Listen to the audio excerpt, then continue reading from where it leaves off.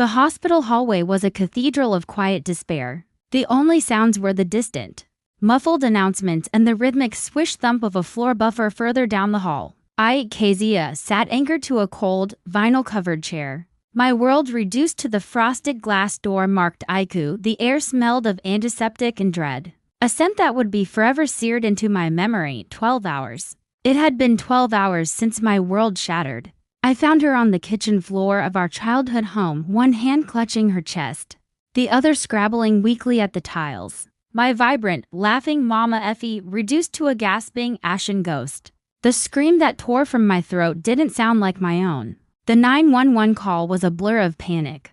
The ambulance ride was a nightmare of silent prayers. And now, I waited, alone. My phone felt like a lead weight in my hand. I'd called my husband, Tomini, the moment they wheeled her away. Kez, make it quick. I'm up to my eyeballs in floral arrangements with Serafina, he'd said. His voice tight with impatience. Tomini, it's Mama. A heart attack. She's in the ICU.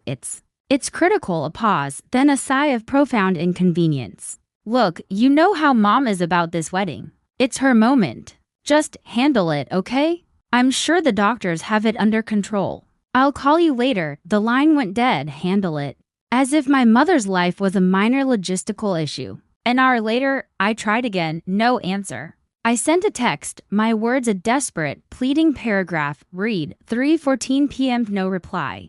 A cold knot tightened in my stomach. I scrolled to my mother-in-law's contact, Ms. Rowena, maybe as a mother herself. She would summon a shred of empathy. The phone was picked up on the first ring. Kezia, this had better be important. The wedding planner is driving me to distraction. Ms. Rowena, I'm so sorry to bother you, but it's Mama Effie. She's had a major heart attack. She's in the ICU. I really need Tomini here. The silence on the other end was icy. Then, her voice, dripping with disdain. Are you being serious right now? You're calling with this drama? Tomini is right where he needs to be, supporting his family. His sister is getting married. As her sister-in-law, you should be here, not causing a scene. Don't be so spoiled, Kezia. Handle your mother yourself. Spoiled. The word was a physical blow. I was the CFO of a top-tier firm. The sprawling house Tomini and his family enjoyed was in my name, bought with the inheritance from my father. The luxury SUV Tomini drove, the allowance I transferred to Ms. Rowena every month. The entire extravagant wedding for Serafina I was funding, all of it was mine. I had poured my salary, my bonuses, my very soul into providing for them, believing it would cement my place in their family, that it would somehow transmute into love. I had been so stupid. The night wore on, the fluorescent lights humming a mournful tune. I was a statue of grief, my expensive gray silk bonnet now a crumpled mess. A perfect mirror for my insides. Then, a vibration. A banking app notification. Automatic transfer, $2,000 to account Miss Rowena. I stared at the screen. My money flowing seamlessly into the account of the woman who had just told me not to be spoiled, while my mother fought for her life a few feet away. It was as if the universe itself was mocking me, and in that moment, something broke. Not with a shatter, but with a final, decisive snap. The well of patience I had drawn from for years was finally, irrevocably, dry. The hot tears of grief freezing into chips of ice behind my eyes. I didn't cry. I just sat there, the cold from the chair finally reaching my core. For 2 days, I was a ghost in the hospital. I went home only to shower, the silence of the big house screaming Taman's absence. I returned to my post, sleeping fitfully in the waiting chair, my phone now permanently on silent. Dozens of missed calls and a torrent of angry texts piled up from Tomini, Ms. Rowena, and Serafina. They weren't concerned about Mama Effie. They were furious their monthly stipend was late. I ignored them all. My focus was singular, my mother, on the third morning. Forcing myself to eat a dry bagel in the cafeteria, the final straw came. A long text from Tomini lit up my screen. It wasn't an apology. It wasn't an inquiry about my mother. Kezia, where the hell are you? Ignoring me and my mother? Stop this childish nonsense. I don't care what your problem is. Transfer $15,000 to my mother's account today. It's for the deposit on Serafina's new reception venue. The last one fell through. And the rest is for Mom's vacation to Turks and Caicos. She's stressed from the wedding planning and needs peace. Don't be stingy. This is about family honor. The money is for our future, too. If this wedding is canceled, where will we show our faces? Transfer it now. I'm waiting. I read it once, twice, a third time. Each word was a separate dagger. $15,000 for a vacation. While my mother was tethered to machines a few floors above. The audacity, the sheer unadulterated greed was breathtaking. A sound escaped me, a dry, rasping laugh that startled the couple at the next table. I laughed until tears streamed down my face, but they were tears of pure, undiluted rage. They saw me as a wallet, a compliant, emotionless bank vault. They thought I was too broken, too distracted to fight back. The laughter stopped as abruptly as it started. My face settled into a mask of cold determination. With fingers that didn't even tremble, I opened my banking app. I didn't go to my investment account where the $15,000 emergency fund sat. I went to my checking account, the one I used for groceries. Its balance already dented by the hospital deposits. I entered Taman's account number, a number I knew by heart from years of transferring his allowance, in the amount field. I typed $50.00. My finger hovered over the send button. This was the line. Once I crossed it, there was no going back. The obedient, people-pleasing Kezia would be left behind in this cafeteria. I pressed it. Transfer successful, then. I went to his message and typed my reply. This is for you to buy some minutes for your phone. Don't call me again. I hit send. The two blue check marks appeared instantly. The response was a volcanic eruption. My phone screen became a strobe light of incoming calls. Tamini, Mizroina, Serafina. I watched them flash and die, one after another, a satisfying symphony of their growing panic. I stood up, walked to a quiet corner by a window overlooking a sad little hospital garden, and opened my contacts. I found the name I needed, Attorney Sterling. Mr. Sterling, I said when he answered. My voice unnervingly calm. It's Kezia, I need your help. Kezia, my dear. It's early. Is everything all right? My mother is in the ICU. The news there is not good, but that's not why I'm calling. I am divorcing Tamini and I need you to help me burn it all down. There was a beat of silence. Then a slow, deliberate, tell me everything, and I did. I laid out the financial abuse, the abandonment, the $15,000 text. I gave him instructions, my voice flat and steady. First, freeze every joint account. Every single one. Consider it done. Second, terminate all automatic transfers to Tamini, Mizroina, and Serafina. As of the second, easy. Third, the house on Royal Oak Drive. It's in my name, correct? Sole and separate property from before the marriage? 100%. Kezia, he has no claim. Good. I want you to list it for sale immediately. Contact the best realtor. I want it sold. He whistled softly. That's a decisive move. Are you sure? I have never been more sure of anything in my life. I've been housing a nest of vipers in my father's house. It's time to fumigate. And the cars? He asked, a hint of grim amusement in his tone. The SUV Tamini drives and the sedan Mizroina uses. Both leases are in my name. Payments auto-debited from my account. I'll make the call. The repo men can have them within 48 hours. Do it, I said. A cold smile touching my lips for the first time. Do it all. After hanging up with Mr. Sterling, a profound sense of clarity washed over me. The $15,000, Taman's demand for it felt like a sacred challenge. I couldn't just not send it. I had to use it to make a statement they would never forget.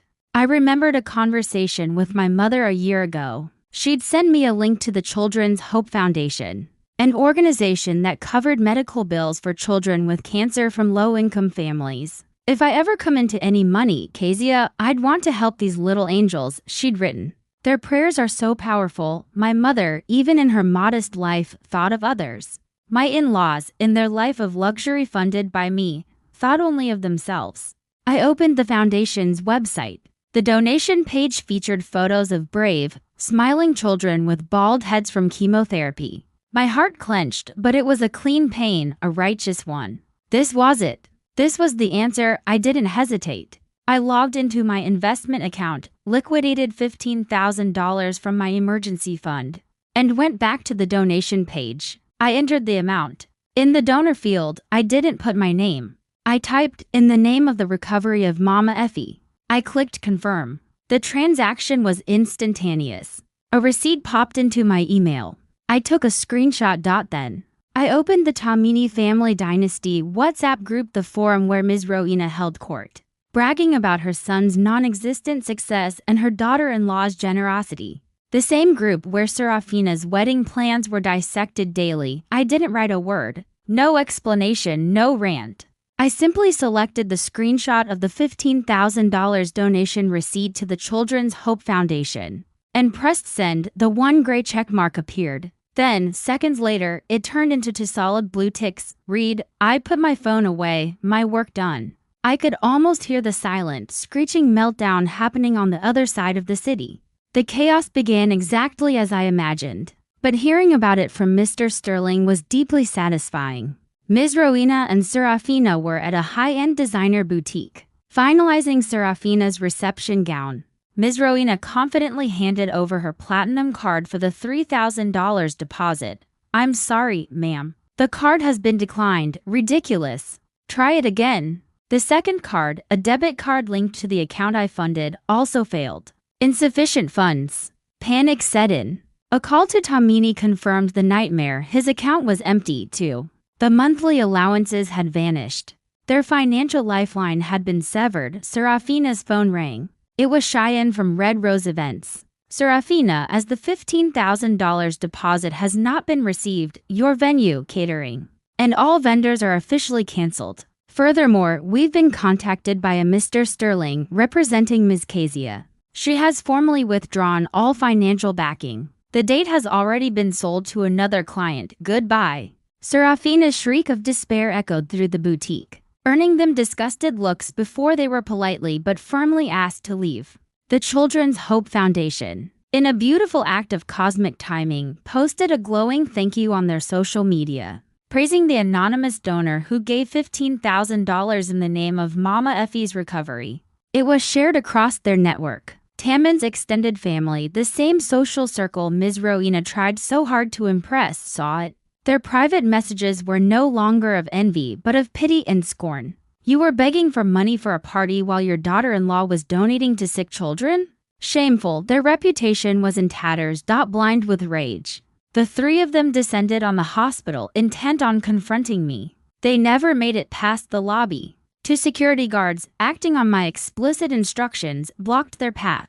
Mr. Tomini, Ms. Rowena, Ms. Serafina, you are specifically prohibited from visiting the patient or meeting with Ms. Kezia on hospital grounds. You are considered a disturbance to the patient's peace. The public humiliation was complete. Kicked out of a hospital, they drove home in a furious silence, only to find a for sale sign staked into their manicured lawn, and a representative from Mr. Sterling's firm waiting with a formal eviction notice. As they stood there, shell-shocked, a tow truck pulled up. The repo man, with a bored expression, repossessed Taman's SUV. They were left on the sidewalk, homeless and carless. As their neighbors watched from behind twitching curtains, they were forced into a cramped, dirty rental in a part of town they would have once sneered at. Tomini was fired from his job, a courtesy call from my company to his saw to that. Ms. Rowena, in a final crushing blow, discovered that the heirloom jewelry Tomini had bought her with my money was all high-quality fakes. She now sewed clothes for neighbors to survive.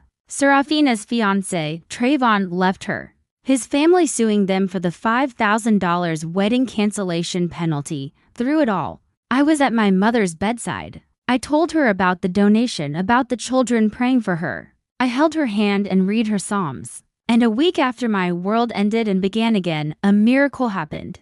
Mama Effie's eyes fluttered open. She squeezed my hand. Her recovery was slow but steady. The day she was discharged, I was pushing her wheelchair through the lobby when a gaunt, disheveled man stepped in our path. It was Tomini. He smelled of stale sweat and despair. Kezia, he croaked, and then he did the unthinkable. He fell to his knees on the polished floor, sobbing. Forgive me. I was wrong. I've lost everything. My job, the house, the car. We're living in a hovel. Please, I beg you, withdraw the divorce. I'll be a better husband. I'll do anything. People stared. Cameras might have been out. I looked down at the man I once loved, the man who had abandoned me at the worst moment of my life. I felt nothing. Not anger, not hate. Just a vast, empty space where he used to be. He looked up, his eyes full of a desperate, pathetic hope. Kezia, please? Do you forgive me? I leaned down slightly, my voice calm and clear, carrying in the silent lobby. No, I said. Then I paused, looking him directly in his tear-filled eyes. And excuse me, who are you? The hope in his eyes shattered into a million pieces. I didn't wait for a response. I straightened up, smiled at my mother, and said, "Let's go home, Mama." I pushed her wheelchair right past him, through the automatic doors and into the sunlight. 6 months later, Mama Effie and I were returning from a tour of Europe, a trip far more luxurious than anything Ms. Rowena had ever dreamed of. I was now the CEO of my father's company, thriving. As my driver navigated the city, I glanced out the window and saw him, Tomini.